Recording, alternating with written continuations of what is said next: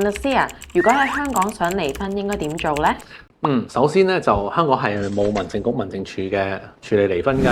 咁離婚咧係一個法律程序，無論你同意或者唔同意都好啦。第一步咧都係向家事法庭咧申請法庭提交呢個呈請文件，我哋叫 petition。咁咧就當然啦，要證明離婚係去到婚姻無可挽救嘅破裂啦。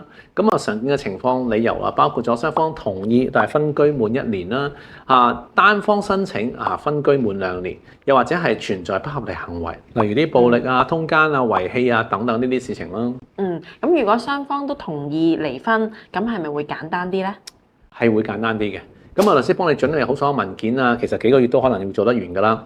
雙方咧仲唔使親自出庭添，但係如果有爭議嘅話，譬如話財產分配有爭議仔女嘅照顧有爭議咧，要經過唔同嘅程序調解答辯咁都可能開多幾次庭㗎。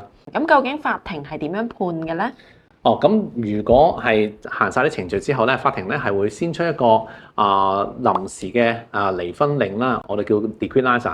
咁咧就6個星期之後，如果冇異議咧，就可以出最終嘅離婚命令，我哋叫做 decree absolute。咁正式解除呢個婚姻關係㗎啦。咁如果有啲人其實佢唔係喺香港結婚嘅，可唔可以喺香港離婚咧？其實嘢冇乜關係都可以咁話可以啦。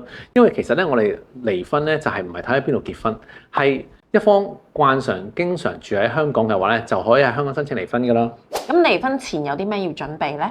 咁至少要準備以下呢啲嘢啦。第一件事你要有結婚證嘅原件，咁同埋又最好有雙方嘅聯絡地址啦，方便律師去派送文件啊嘛。第二咧，你就要諗諗自己同埋仔女日後嘅生活安排，尤其是財務方面啦。聽落其實都唔係好簡單嘅啫喎，咁有啲咩應該要做咧？確實都唔係好容易嘅，尤其涉及仔女嘅撫養權啦、財產分配等等，日後生活都好重要噶嘛。離婚之前，梗係要揾專業律師諮詢一下，做好準備，保障自己嘅利益啦。